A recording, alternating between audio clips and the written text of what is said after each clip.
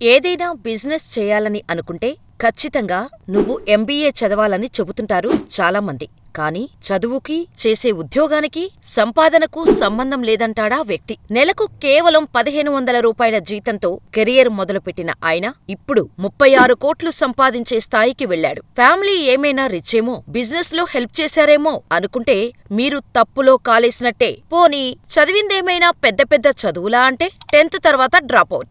ఏంటి, ఇంటర్ కూడా పూర్తి చేయని వ్యక్తి నెలకు కోట్లు సంపాదిస్తున్నాడా? ఎవరా వ్యక్తి? ఇంతకీ ఆయన చేసే పనేంటబ్బా అనుకుంటున్నారా?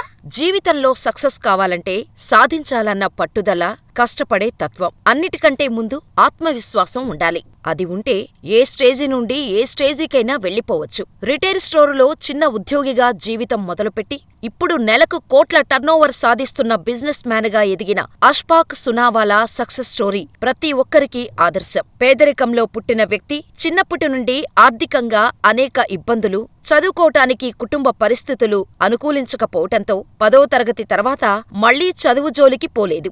ఆర్థికంగా కుటుంబానికి అండగా ఉండాలని, కుటుంబ పోషణలో తన వంతు సాయంగా ఏదైనా ఉద్యోగం చేయాలని అనుకున్నాడు. అలా 2004లో ఓ రిటైల్ స్టోరులో నెలకు 1500 రూపాయల జీతానికి అసిస్టెంటుగా చేరాడు. స్టోరుకి వచ్చేవారిని, తన పై అధికారులను రోజూ గమనిస్తూ ఉండేవాడు అష్ఫాక్. నిత్యం తాను కూడా అందరిలా గొప్పవాడిలా ఎదగాలి అని అనుకునేవాడు. కాని తాను అదే జీతానికి అక్కడే పనిచేస్తూ ఉండిపోతే ఆ స్టోర్ గదిని దాటి కూడా బయటకు పోలేడని చాలా రోజులు గడిచాక కాని అర్థం కాలేదు అతనికి. దీంతో ఆ ఉద్యోగం నుంచి బయటకు వచ్చి కొత్త ఉద్యోగాల కోసం వెతకటం మొదలుపెట్టాడు. 10వ తరగతి క్వాలిఫికేషనుకు ఏ ఉద్యోగం ఇవ్వాలంటూ హేళనగా మాట్లాడినా తన ప్రయత్నాలు మాత్రం వదల్లేదు అష్ఫాక్. తన వాక్చాతుర్యంతో తన పై అధికారులను మెప్పించేవాడు. అతని ఆలోచనలు నచ్చి అతనికి ఉద్యోగమిచ్చేవారు. అలా అంది వచ్చిన ప్రతి అవకాశాన్ని సద్వినియోగం చేసుకుంటూ దాదాపు 10 ఏళ్లపాటు అనేక రంగాల్లో అనేక ఉద్యోగాలు చేశాడు.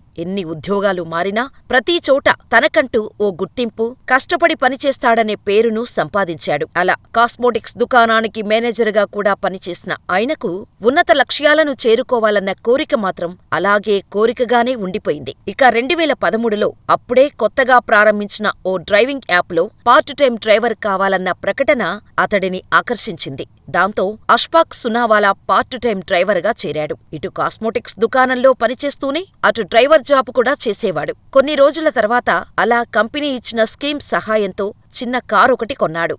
మొదట్లో 2 ఉద్యోగాలను సమానంగా చేసిన సునావాలా ఉదయం 7 నుంచి కొన్ని గంటల పాటు డ్రైవింగ్ చేసేవాడు. తర్వాత తన ఉద్యోగానికి వెళ్లేవాడు. దుకాణం నుండి రాగానే మళ్లీ నైట్ టైం కూడా డ్రైవర్గా పనిచేయటం మొదలుపెట్టారు. అలా నెలకు 35,000, పార్ట్ టైం డ్రైవింగ్ ద్వారా 15,000 రూపాయలు సంపాదించటం మొదలుపెట్టాడు.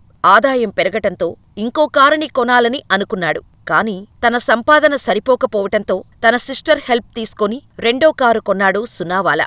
దాంతో అతని ఆదాయం మరింత పెరిగింది.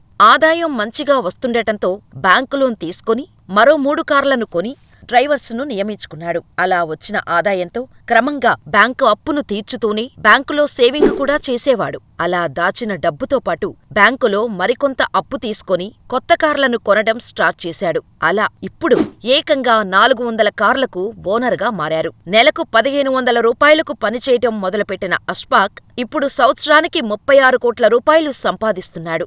అంటే ప్రతి నెల దాదాపు 3 కోట్ల రూపాయల ఇన్కమ్ సంపాదిస్తూ సూపర్ సక్సెస్ అయ్యారు. ఈ సక్సెస్ కూడా అంత ఈజీగా ఏం వచ్చేయలేదు. డ్రైవింగ్ రంగంలో ఉన్న ఎన్నో కష్టాలను ఎదుర్కొని నిలబడ్డారు. డ్రైవర్ల రిజిగ్నేషన్లు, కొందరి డ్రైవర్ల తప్పుడు ప్రవర్తన, ర్యాష్ డ్రైవింగ్ వంటి వాటి వల్ల కంపెనీ రెప్యుటేషన్పై ప్రభావం చూపించేవి. వాటన్నిటినీ తట్టుకొని సక్సెస్ఫుల్ గా కంపెనీ రన్ చేస్తున్నాడు అష్ఫాక్. 500 కార్ల మార్కును అందుకోవటమే తన లక్ష్యంగా ముందుకు వెళ్తున్నారు. తాను చేసే పనిపై నిబద్ధత, క్లారిటీ ఉంటే చాలు. భారీ క్వాలిఫికేషన్స్, డిగ్రీలు అవసరం లేదు అనటానికి అష్ఫాక్ స్టోరీనే ఒక ఉదాహరణ. ఇంతటి పేరును, సక్సెస్ ని అందుకోటానికి అష్ఫాక్కి దాదాపు 10 ఏళ్లు పట్టింది. ఏ పని చేసినా కలిసి రావటం లేదు, నా లైఫ్ ఇంతే అని బాధపడేవారు ఒక్కసారి అష్ఫాక్ జీవితం గురించి తెలుసుకుంటే కష్టపడి పనిచేస్తే గుర్తింపు వస్తుందన్న నమ్మకంతో పాటు సెల్ఫ్ కాన్ఫిడెన్స్ కూడా పెంచుకుంటారు. మరి మీరేమంటారు? మీ అభిప్రాయమేంటో మాకు కామెంట్ చేసేయండి.